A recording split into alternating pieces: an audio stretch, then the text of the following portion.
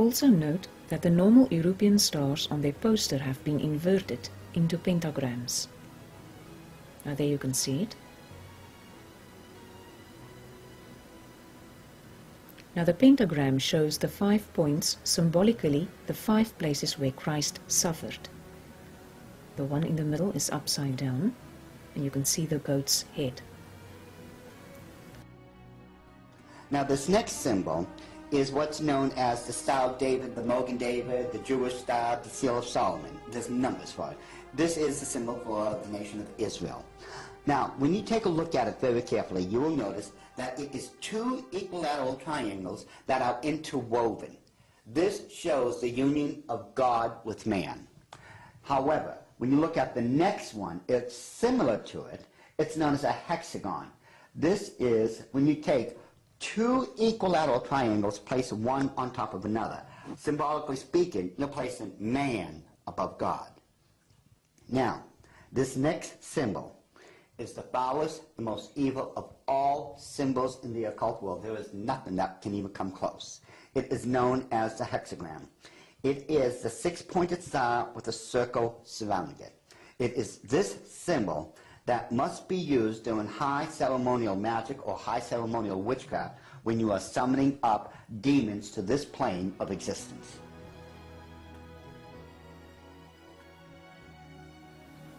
Now something interesting is that we read about a dragon in the book of Revelation.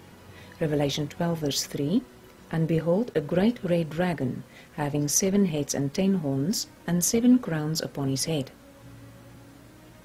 And the dragon was wroth with the woman, and went to make war with the remnant of his seed." Now note here that the Bible specifically pointed it out, against whom this false church would make war. And it is those which keep the commandments of God and have the testimony of Jesus Christ. And we know that the Roman Catholic Church is going to make war against the true Christians during the time of tribulation of Daniel's 70th week. Now with Revelation 12 in my mind, I decided to Google Vatican and dragon, and this is what I have found. Now the picture above is a painting in the Vatican called the Vision of the Cross, as seen by Emperor Constantine.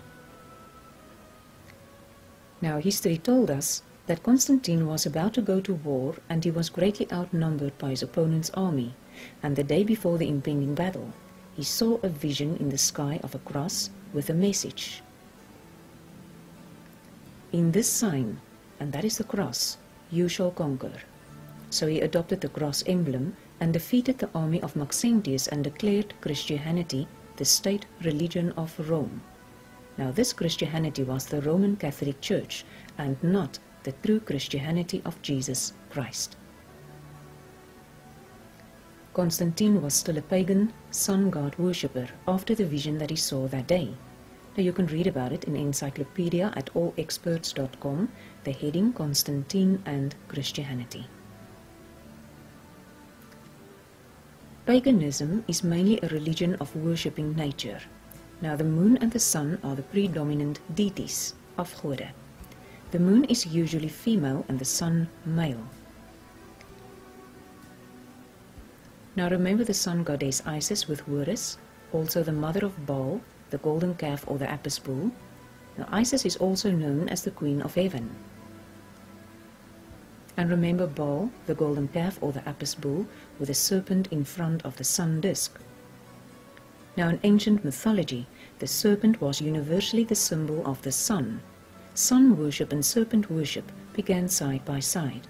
Now in Egypt, one of the commonest symbols of the sun god is a disk with a serpent around it. Now I want you to remember it, a disk with a serpent around it, because I'm going to come back to it in a moment's time. Now in the next clip, we will see that snake worshipping is still very much alive today in our modern world.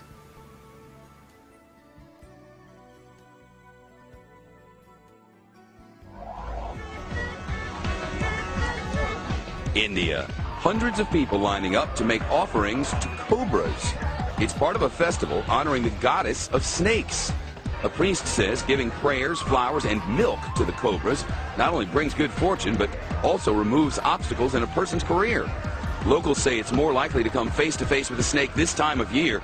You see, the monsoon rains flood their holes, forcing the reptiles into homes and gardens.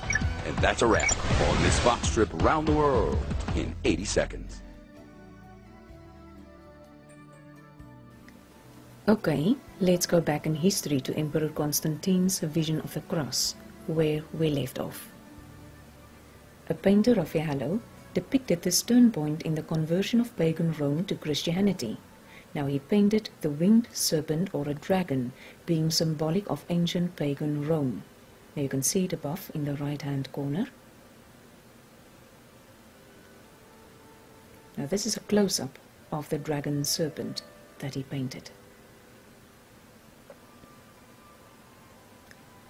Therefore, not surprisingly, that some of the popes adopted the winged serpent or dragon as their symbol on their heraldic shields, coat of arms, and it is painted and portrayed in the Vatican in the St. Peter's Basilica in Rome and in the Palace of Conservatori on Capitoline Hill.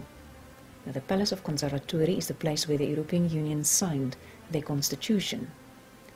Now, the civilian people in Constantine's time thought they changed to Christianity, but they were deceived by the new Church of Rome, and are still being deceived until this very moment. Now this is a dragon coat of arms of Pope Gregory XIII, displayed in the buildings of the Vatican. You can see it. This is the same picture, just zoomed in. Now Vatus means diviner, and diviner means a soothsayer or prophet. Can means serpent. Vatican means the divine serpent. Now divine is goddelik. Now this is also the coat of arms of Pope Gregory. You can see it's all over the buildings in the Vatican. And this is in St. Peter's Basilica of Pope Gregory and the three scientists who developed the new Gregorian calendar that replaced the biblical calendar. Now on the tomb of Pope Gregory XIII is a baby dragon. Now Satan is known as the dragon. The baby dragon is the child of Satan, the Roman Catholic Church, that came forth from ancient pagan Roman religions, disguised in a form of Christianity, but denying the power of it. Now this is Pope Gregory's tomb with the three scientists who changed the biblical calendar.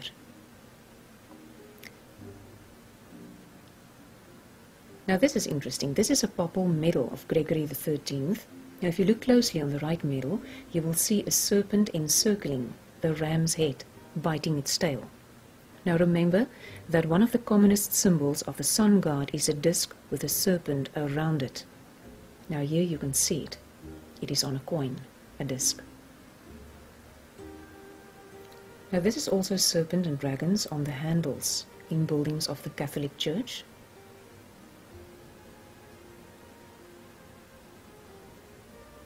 And this is of Pope Paulus V, coat of arms. Also Pope Paulus V, I want you to notice the snakes. Now you know no Christian church will decorate their buildings with demonic faces. No one except for the Vatican. And there you can see the satanic owl and the demonic face there with the horns. Now there's also Babylonian guards on the Vatican buildings. Now this is an inscription on a central entrance door of St. John Lateran on the Cathedral of Bishop of Rome. Now if you translate it, it is saying Sacred Lateran Church, universally for the city and the world, Supreme Mother of Churches, or Holy Lateran Church, Mother and Head of all churches in the city and the world. Now this is a fulfillment of Revelation 17 verse 5. And we read in Revelation 17 verse 5, and on her forehead was a name written, Mystery Babylon the Great, the mother of harlots and of the abomination of the earth.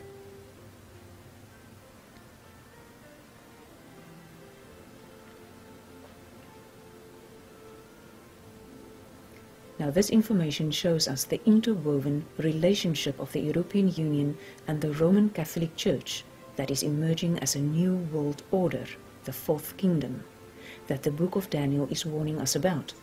And most people do not notice how it all ties together and biblical prophecy going in fulfillment.